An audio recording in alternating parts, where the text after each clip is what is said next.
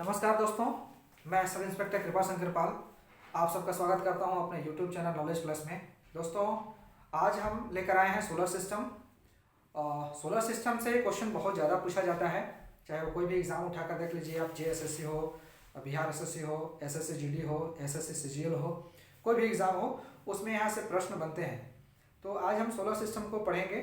ज़रा ध्यान दीजिए, हमने सोलर सिस्टम का यहाँ पे एक डायग्राम बनाया हुआ है।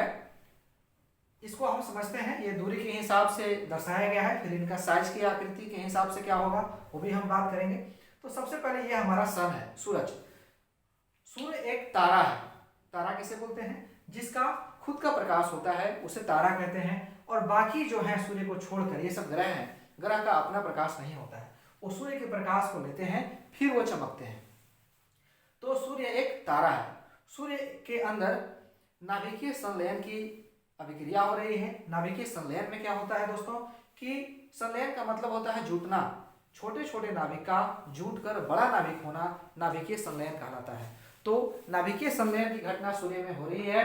इसमें हाइड्रोजन जो है वो हीलियम में कन्वर्ट हो रहा है और इसी संलयन के चलते बहुत ज़्यादा हीट एवं जो है उष्मा प्रकाश सब निकलता है और उसी प्रकाश से ये सब प्रकाशमान होते हैं। तो दोस्तों, इसमें हम आगे देख रहे हैं कि कैसे इन सब का अरेंजमेंट है, इनका साइज के आधार पे क्या अरेंजमेंट है, वो सब हम बात करते हैं।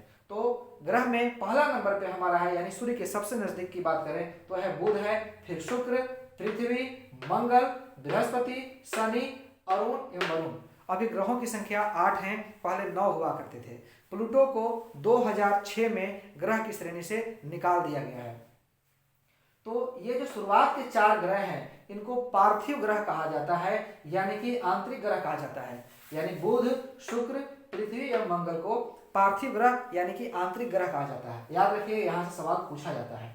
और बाह्य ग्रह यानी कि बृहस्पतीय ग्रह यानी कि जोवियन प्लैनेट के रूप में भी यहाँ 4 ग्रह दिखाई दे रहे हैं दोस्तों। बृहस्पति, शनि, अरुण एवं वरुण, ये जो 4 ग्रह हैं इनको बृहस्पतीय ग्रह कहा जाता है, यानी कि जोवियन प्लैनेट या बाह्य ग्रह कहते हैं। सवाल कैसे पूछा जा सकता है? सवाल हो सकता है कि निम्नलिखित में से कौन सा भिन्न है, यानी अलग कौन सा है। तो ऑप्शन में दे देगा शुक्र, पृथ्वी, मंगल और एक दे देगा शनि। तो आप शनि को मानिएगा। क्यों? क्योंकि ये जो 3 ग्रह दिए गए हैं ये पार्थिव ग्रह के रूप में परिभाषित किए जाते हैं और ये जो शनि का ऑप्शन दिया हमने ये बृहस्पतीय ग्रह में आता है। तो ऐसा भी सवाल पूछा जा सकता है। तो क्या हो गया, शुरुआत के 4 ग्रह जो हो गए पार्थिव ग्रह में हो गए यानी कि आंतरिक ग्रह में, और बाकी के 4 ग्रह जो हो गए हमारे बृहस्पतीय ग्रह में हो गए, जिनको जोवियन प्लैनेट भी कहा जाता है। अब आकार के आधार पर इनका एक बार जरा देख लीजिए, आकार के आधार पर क्या है। तो आकार के आधार पर सबसे बड़ा बृहस्पति हो गया, उससे छोटा शनि और छोटा होते हुए आगे बढ़ा है। तो बृहस्पति, शनि, अरुण, वरुण, पृथ्वी, शुक्र, मंगल और बुध, इस प्रकार से हमारे पास ग्रह का अरेंजमेंट मिलेगा साइज के आधार पे, आकृति के आधार पे।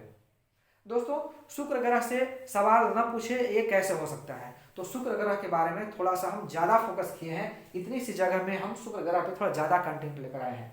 दोस्तों, शुक्र ग्रह को पृथ्वी का वाहन भी कहा जाता है। शुक्र ग्रह को पृथ्वी का वाहन भी कहा जाता है। यह पृथ्वी की सबसे निकटतम की ग्रह होती है। पृथ्वी के सबसे नजदीक का ग्रह जो है वो शुक्र होता है और इसका आकार जो है वो लगभग शुक्र के बराबर ही होता है, इसीलिए इसको पृथ्वी का जुड़वा बहन या पृथ्वी का वाहन भी कहा जाता है। साथ ही साथ शुक्र को अन्य नामों से जाना जाता है, जैसे भोर का तारा, संध्या का तारा। भोर का तारा क्यों? क्योंकि भोर के समय यानी सुबह के समय शुरुआत में आप देखेंगे यह पूरब में होगा, वहीं शाम के समय संध्या में देखेंगे यह पश्चिम की ओर होगा। और तो और शुक्र ग्रह की तापमान अधिकतम 480 डिग्री सेल्सियस होती है और इसीलिए यह सबसे चमकीला ग्रह भी है। कौन? शुक्र।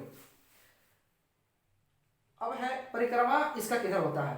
क्वेश्चन पूछा गया है कि शुक्र ग्रह के परिक्रमण का दिशा क्या है। तो दोस्तों, शुक्र ग्रह की परिक्रमण की दिशा जो है वो पूरब से पश्चिम की ओर है। यानी शुक्र जो है वो सूर्य की चारों ओर जो चक्कर लगा रहा है, परिक्रमा कर रहा है, वो पूरब से पश्चिम की ओर कर रहा है, पूरब से पश्चिम की ओर परिक्रमा कर रहा है।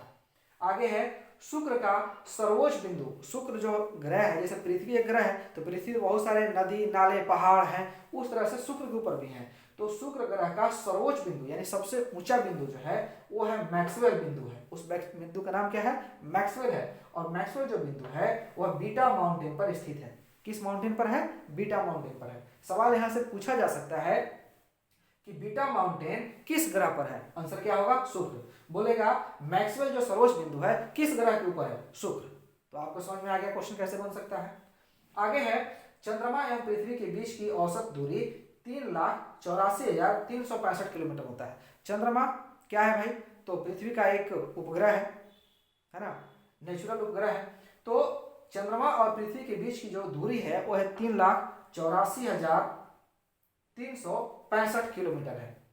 आगे हम बात करें यम यानी प्लूटो की, तो प्लूटो को IAU ने 2006 में, अगस्त 2006 में उसको प्लूटो को ग्रह के कसौटी पर खरा नहीं उतरने के कारण ग्रह के श्रेणी से बाहर कर दिया गया। तो सवाल पूछा जा सकता है कि वह कौन सी एजेंसी थी, वह कौन सी संस्थान है जिसके द्वारा प्लूटो को ग्रह के श्रेणी से निकाल दिया गया है? तो IAU।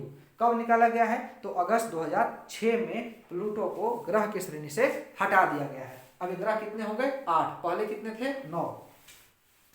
अच्छा, आगे है क्षुद्र ग्रह। क्षुद्र ग्रह को एस्टेरॉइड भी कहते हैं। यह मंगल एवं बृहस्पति, देखिए जरा मंगल कहाँ है? मंगल ये रहा, बृहस्पति ये रहा। यानी कि जो मंगल है वो पार्थिव ग्रह का सबसे आखिरी, और बृहस्पति जो है वो बृहस्पतिय ग्रह या जोवियन प्लैनेट का शुरुआत। इसके बीच में छोटे छोटे खगोलीय पिंड होते हैं, छोटे छोटे खगोलीय पिंड होते हैं, इनकी पट्टी होती है। इसी को हम जो है एस्टेरॉइड कहते हैं या क्षुद्र ग्रह कहते हैं। दोस्तों सवाल यहाँ से पूछा जाता है, बहुत इंपॉर्टेंट हो जाता है कि क्षुद्र ग्रह कहाँ पाए जाते हैं? तो मंगल एवं बृहस्पति के बीच में क्षुद्र ग्रह पाए जाते हैं। दोस्तों हम ये कोशिश किए हैं कि आपको क्लियर से क्लियर चीज मिले, और इसी प्रयास में हम यहाँ तक पहुँचे हैं। आप सबका सपोर्ट चाहिए। आप सब प्लीज़ वीडियो को लाइक करिए, अगर किसी के काम आ सके तो शेयर करिए और सब्सक्राइब करिए। दोस्तों थैंक यू सो मच।